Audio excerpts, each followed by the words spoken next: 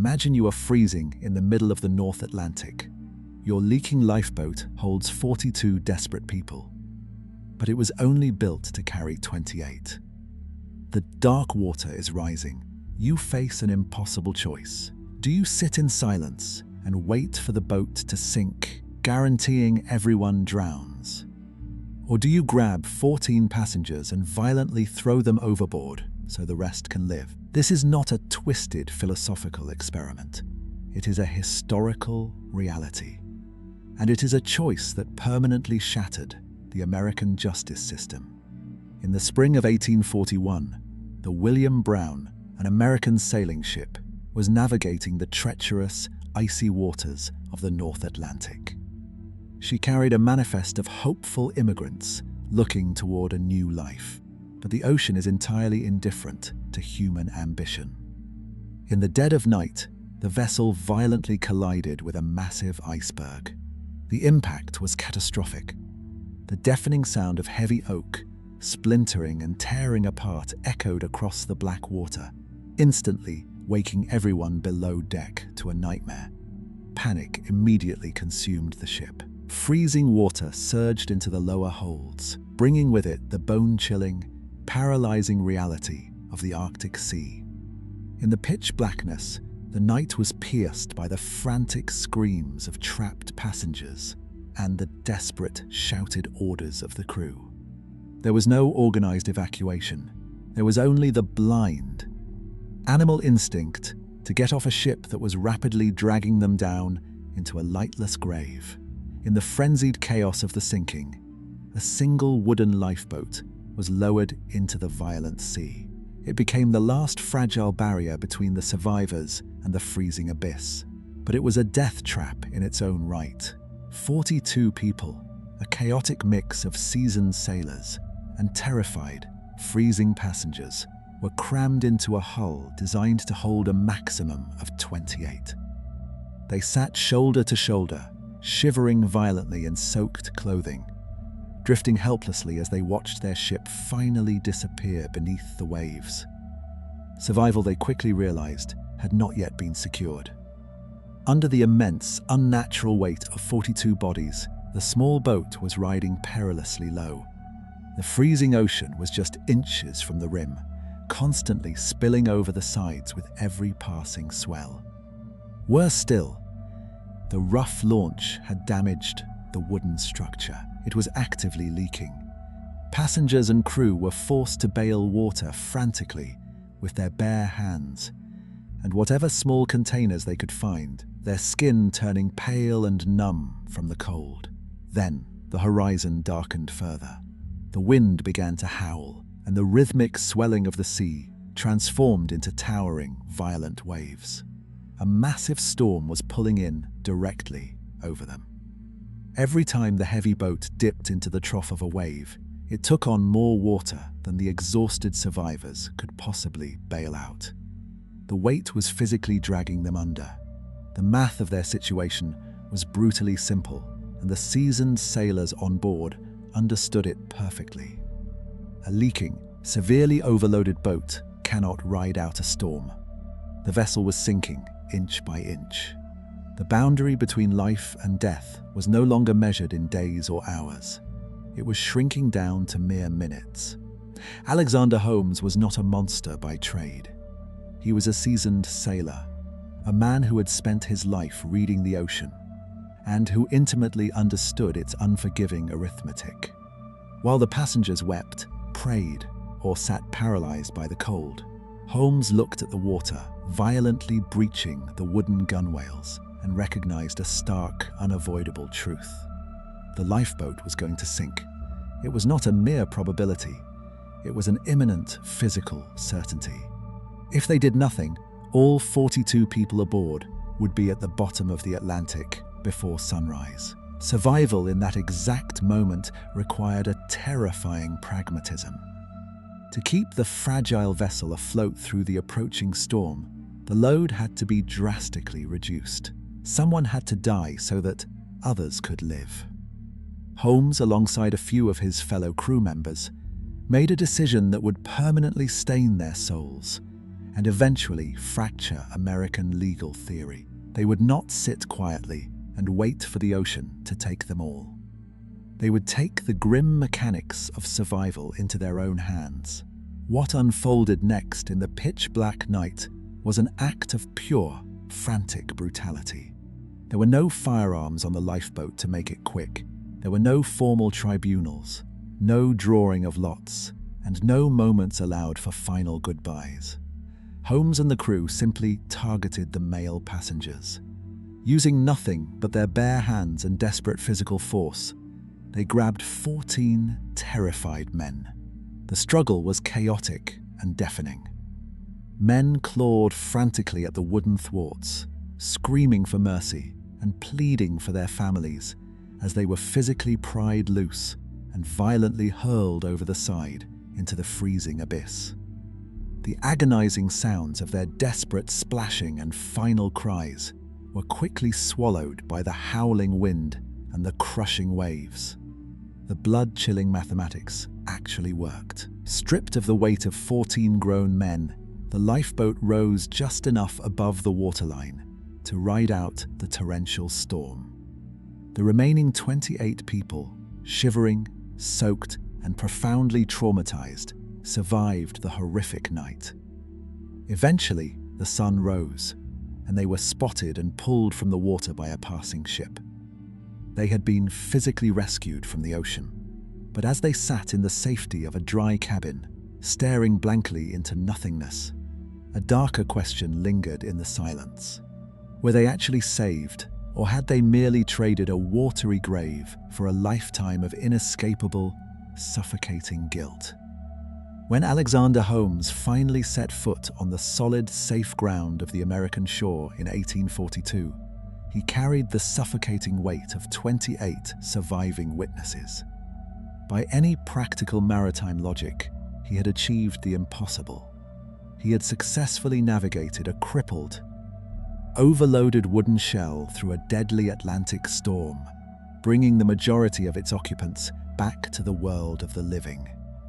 He might have reasonably expected to be treated as a tragic hero, a man who had made the ultimate psychological sacrifice for the greater good.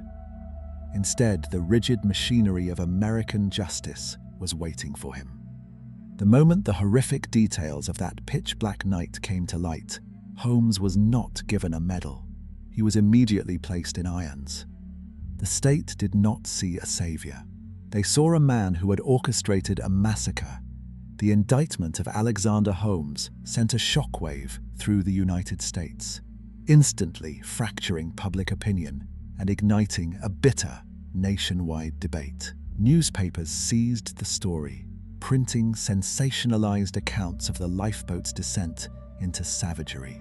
Almost overnight, the country was violently divided into two uncompromising camps. One faction looked at the undeniable physics of the sinking boat and fiercely defended the doctrine of absolute necessity.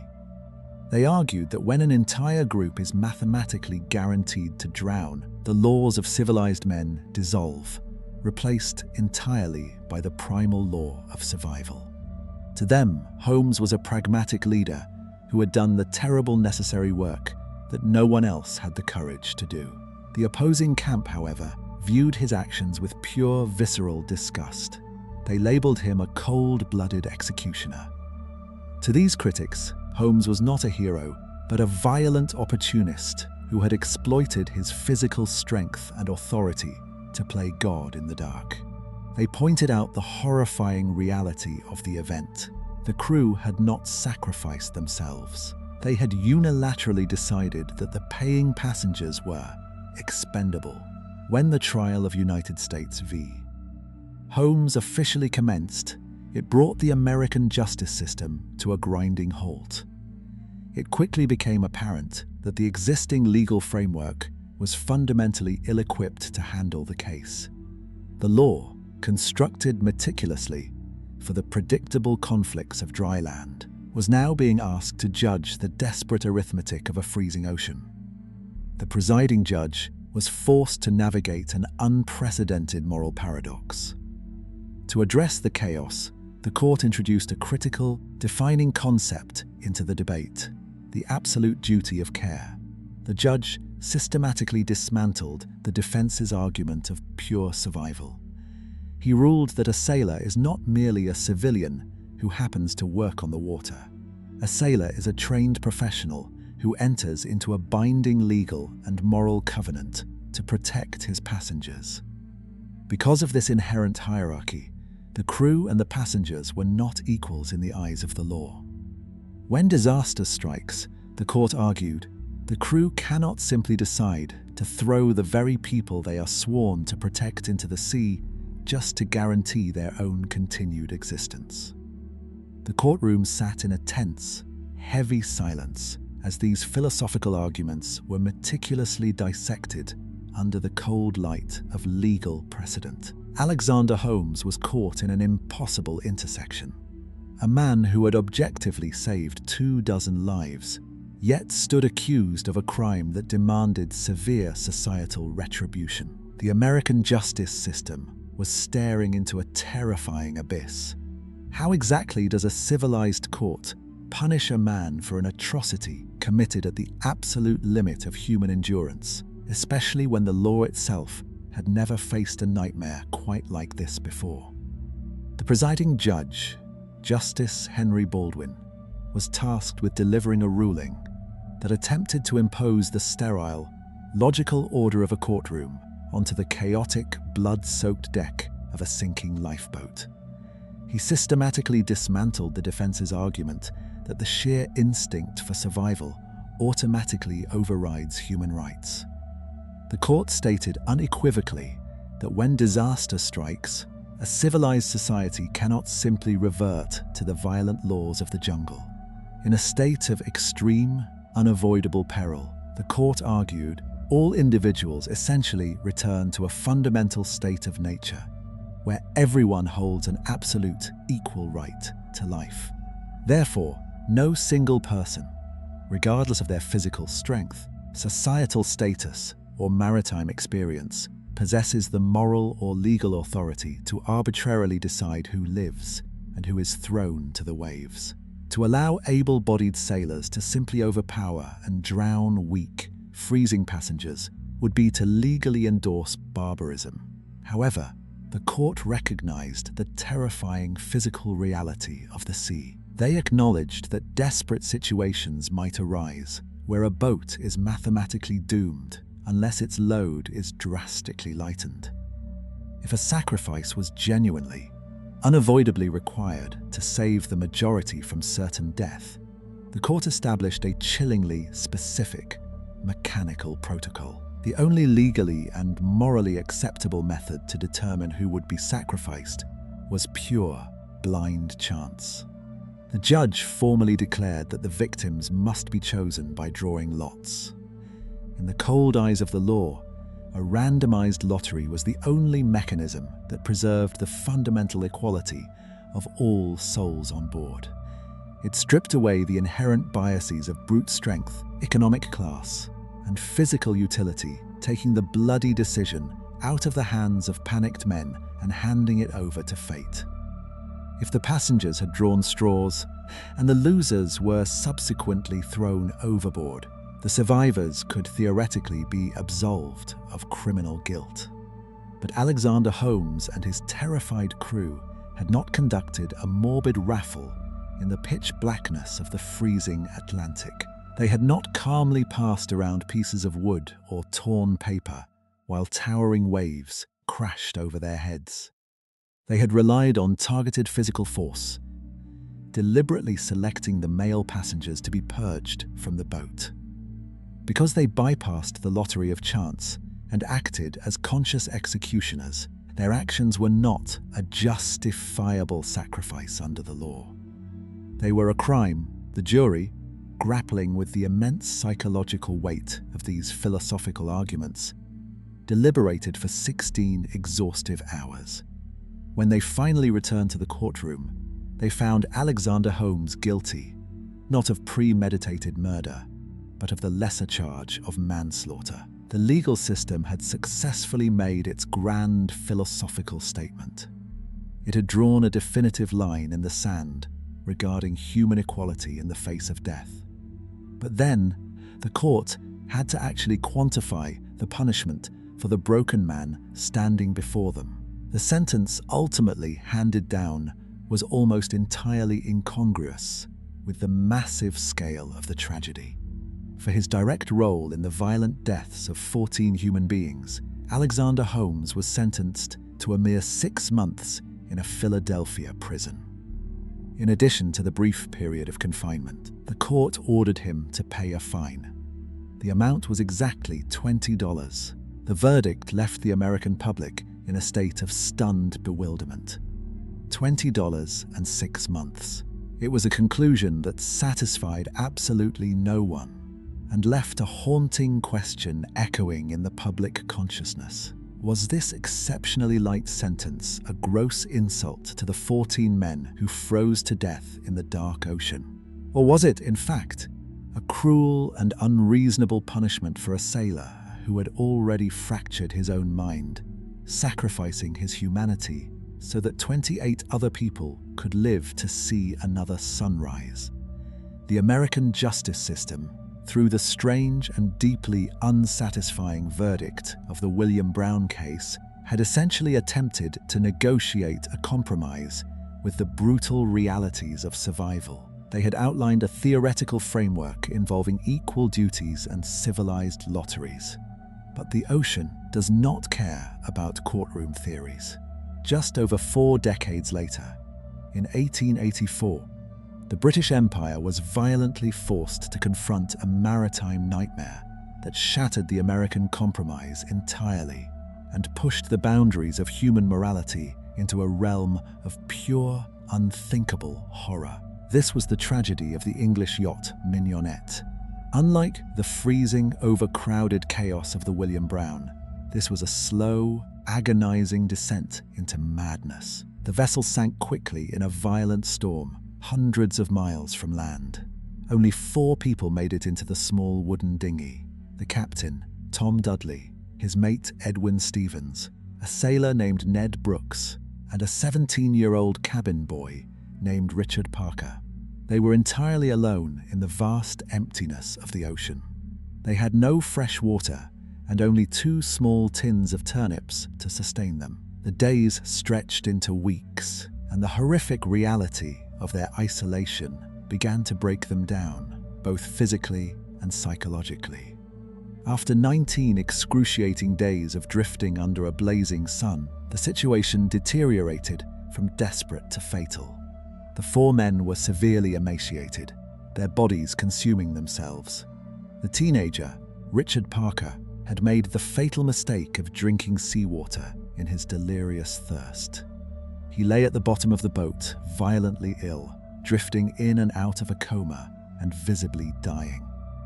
The other 3 men knew that without immediate sustenance, none of them would survive the week. It was in this suffocating atmosphere of impending death that Captain Dudley and Edwin Stephens made a decision that would horrify the world. The American court had demanded a fair lottery in such extreme circumstances. Dudley and Stephens did not draw lots. They did not leave it to chance. Instead, they looked at the dying 17-year-old boy and decided that his lingering life was the only resource they had left. With Ned Brooks refusing to participate, but too weak to intervene, the captain approached the delirious boy. He offered a brief muttered prayer, and then used a small penknife to sever Richard Parker's jugular vein. It was not merely an execution for the sake of lightening a load. What followed was an act born of absolute, primal desperation. The 3 surviving men, driven completely mad by starvation, drank the boy's blood to slake their fatal thirst. For the next 4 days, they stayed alive by butchering and eating the remains of the teenager. When a German ship finally spotted the small dinghy and pulled the 3 survivors aboard, they were a horrifying sight, covered in the evidence of their unimaginable actions. They made no attempt to hide what they had done. In their shattered minds, they believed that the unwritten laws of the sea, the absolute and brutal necessity of survival, would naturally protect them from the judgment of the civilized world they had just returned to. When Captain Thomas Dudley and Edwin Stephens stood trial in London in 1884, they did not attempt to hide their bloody survival tactic. They fully expected the court to understand the gruesome, unavoidable arithmetic of the open ocean. However, the British judiciary possessed absolutely none of the philosophical leniency that had briefly surfaced in America. The royal magistrates looked at the precedent set by the William Brown case and entirely rejected the concept of a fair lottery. To the British High Court, the American idea that drawing straws could suddenly legalize the slaughter of an innocent boy was not a compromise. It was a terrifying descent into anarchy. Lord Chief Justice Coleridge recognized that this trial was not just about punishing two starving sailors. It was about protecting the absolute sanctity of human life. He delivered a ruling that would be etched into the foundation of criminal law forever. With chilling eloquence, the court declared that necessity is no defense to murder. The judge argued a profound and brutal truth. If a man is trapped in an impossible situation where he must choose between taking an innocent life or losing his own, his supreme moral and legal duty is to simply lay down and die. The law provided no loopholes for starvation, no geographical exemptions for the middle of the ocean, and zero tolerance for the psychological collapse of the human mind. The legal conclusion was inescapable. For the premeditated killing and consumption of 17-year-old Richard Parker, Dudley and Stephens were found guilty. The mandatory punishment under English law was uncompromising. The two men, having clawed their way back from the edge of the abyss, were formally sentenced to be taken to a gallows and hanged by the neck until dead. The justice system had maintained its absolute moral purity, offering no empathy for the unimaginable horrors the men had endured on that tiny dinghy. Yet, the flawless logic of the courtroom immediately collided with the messy, uncomfortable reality of human empathy. As the horrifying details of the Mignonette circulated through the public, people did not demand blood. Instead, they saw broken men who had been tortured by Mother Nature until their humanity simply evaporated. The public backlash was immense, forcing the rigid legal machinery to quietly step aside. In a stunning reversal, Queen Victoria exercised her royal prerogative of mercy and commuted the death sentences. The two men were sent to prison for exactly 6 months. It was a bizarre, paradoxical twist that perfectly mirrored the fate of Alexander Holmes across the Atlantic. The greatest legal minds of the British Empire had spent weeks proving that survival could never justify murder, only to issue a punishment that barely amounted to a slap on the wrist. It was a silent, powerful admission from the highest authorities in the world. The law can demand perfect, uncompromising morality in a warm, safe courtroom, but it is ultimately powerless to judge the dark, instinctual savagery of a human being pushed to the absolute brink of existence. The William Brown and the Mignonette, two doomed vessels, separated by decades and vast oceans, judged by two entirely different empires. Yet, they remain permanently lashed together in history by the same horrifying human tragedy. They expose exactly what happens when Mother Nature strips away the fragile veneer of civilized society and violently corners humanity with no way out. It is incredibly easy for a magistrate sitting in a warm, dry, and heavily guarded courtroom to pontificate about theoretical morality and the absolute unwavering equality of souls. But those sterile halls of justice, illuminated by soft light and cushioned by polished oak, can never truly comprehend the mind-shattering madness of sub-zero waters, the howling darkness of an Atlantic hurricane, or the agonizing, hallucinatory torment of starving for 19 days under a merciless sun. Today, both United States v. Holmes and R v. Dudley and Stephens remain foundational legal texts. They are still actively taught in law schools across the globe, presented not as shining examples of perfect jurisprudence, but as terrifying psychological stress tests for the legal system itself. They endure as impossible exams with absolutely no correct answers, proving that no written statute, precedent, or royal decree can ever perfectly legislate the primal, savage instinct to simply stay alive when the dark water is rising. So, where do you stand in this ultimate moral divide? When forced to choose between the cold, uncompromising judgment of the law and the brutal, terrifying reality of human survival, which side are you on? If you were sitting in that leaking lifeboat in the freezing pitch blackness of the ocean, knowing the vessel was going down, would you quietly wait to drown, or would you do exactly what Alexander Holmes did? You are the jury now. Let us know your final verdict in the comments below.